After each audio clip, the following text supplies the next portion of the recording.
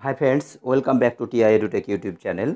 Election চলাকালীন আপনারা দেখছেন বিভিন্ন মিডিয়াতে যে বুথে প্রবেশ নিয়ে বিভিন্ন জায়গায় সমস্যা দেখা দিয়েছে, যে কোথাও সাংবাদিক বা কোথাও যাদের প্রবেশাধিকার নেই সেরকম কোনো ব্যক্তি বুথে থাকছে, এই নিয়ে অনেক রকমের ঝামেলা তৈরি হচ্ছে।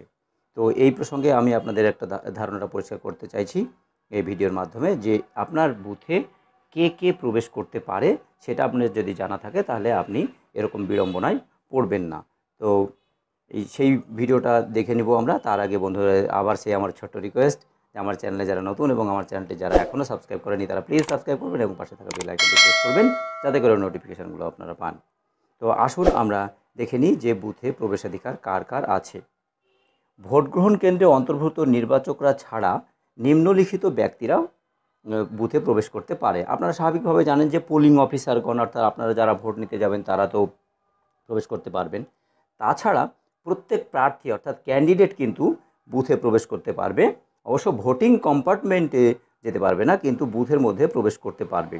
এবং প্রত্যেকটা এজেন্ট, এই প্রার্থীর যে এজেন্ট অর্থাৎ ইলেকশন এজেন্ট, সেই ইলেকশন এজেন্টও প্রবেশ করতে পারবে।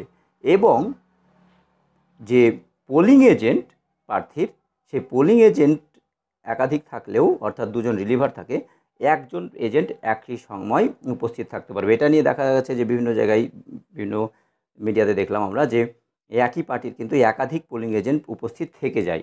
কিন্তু এটা আপনারা অ্যাভয়েড করবেন বিভিন্ন রকমের সমস্যা এড়াতে, যে একটা পার্টির পোলিং এজেন্ট কিন্তু একজনই একই সঙ্গে উপস্থিত থাকবে। তাছাড়া কমিশন কর্তৃক প্রাধিকার প্রাপ্ত ব্যক্তিবর্গ, অর্থাৎ কমিশনের সার্টিফাইড বা কমিশন কর্তৃক নিযুক্ত কোনো ব্যক্তিরা থাকতে পারে যদি তার ইলেকশন কমিশনের আইডেন্টি কার্ড থাকে বা প্রবেশপত্র থাকে, তবেই তিনি যেতে পারবেন। নির্বাচন সংক্রান্ত কর্তব্যে নিযুক্ত সরকারি কর্মচারীগণ, অর্থাৎ এক্ষেত্রেও তাই, ইলেকশনের দায়িত্বপ্রাপ্ত কোনো সরকারি কর্মচারী তারাও কিন্তু প্রবেশ করতে পারবে, তবে সেক্ষেত্রে তার অবশ্যই তার কাছে তার প্রবেশপত্র থাকবে। কমিশন কর্তৃক নিযুক্ত পর্যবেক্ষক, এবং হ্যাঁ, স্বাভাবিকভাবে অবজারভাররা তো যেতে পারবেনই এবং সেক্টররাও যেতে পারবেন। আপনারা জানেন কোনো নির্বাচকের সঙ্গে আসা কোলের শিশু, হ্যাঁ, কোলে আসা শিশুর ক্ষেত্রে কোনো বাধ্যবাধকতা নয়। কোনো ভোটারের কোলে যদি বাচ্চা থাকে তাহলে সে কিন্তু ভোটের মানে পোলিং বুথে কিন্তু প্রবেশ করতে পারবে। আর তাছাড়া আর একজন প্রবেশ করতে পারে, সেটা হচ্ছে কোনো অন্ধ এবং অশক্ত যদি ভোটার হয় তাকে তার কম্পেনিয়ান কিন্তু সেক্ষেত্রে প্রবেশ করতে পারবে, এবং তাকে কিন্তু একটা নির্ধারিত ফর্ম ফিল আপ করতে হবে এবং তাকে ওই যাবতীয় যে ফর্মালিটি সেটা মেনটেন করে তাকে ওখানে প্রবেশ করা যাবে।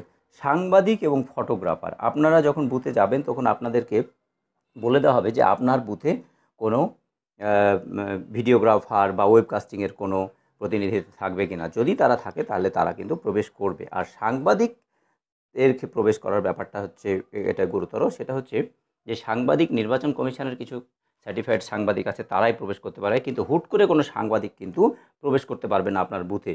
হয়তো দেখা যাচ্ছে যে কি বুথে প্রবেশ করে আপনাকে বিভিন্ন রকমের প্রশ্ন জিজ্ঞেস করছে বা বিভিন্ন বিড়ম্বনায় ফেলছে। আপনারা কখনোই সার্টিফাইড ছাড়া বা নির্বাচন কমিশনের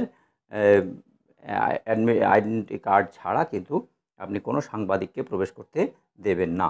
ভোট ছাড়া অপর কাউকে বুথে প্রবেশের অনুমতি, হ্যাঁ, তাছাড়া এর বাইরে কোনো অনুমতি দেওয়ার প্রয়োজন নেই। কোনো ব্যক্তিকে, কোনো নেতাকে বা কোনো কাউকে অনুমতি দেবেন না। এবং পুলিশ অফিসার যারা নিযুক্ত তাদেরও কিন্তু ভোটে ঢোকার অধিকার নেই, অর্থাৎ পুলিশ অফিসাররা কিন্তু ভোটে প্রবেশ করতে পারবে না।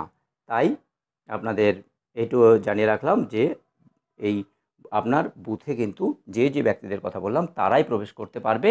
এবার সেই পক্ষে আপনি এই বিষয়গুলো একটু মাথায় রাখবেন যে হঠাৎ করে বুথে কাউকে কিন্তু প্রবেশ করতে দিবেন না। এমনকি সেলফ হেল্প গ্রুপের যারা আছে তারা প্রবেশ করতে পারবে, এবং সেক্ষেত্রে তাদের কিন্তু ইলেকশন কমিশন থেকে আইডেন্টিটি কার্ড দেওয়া হবে।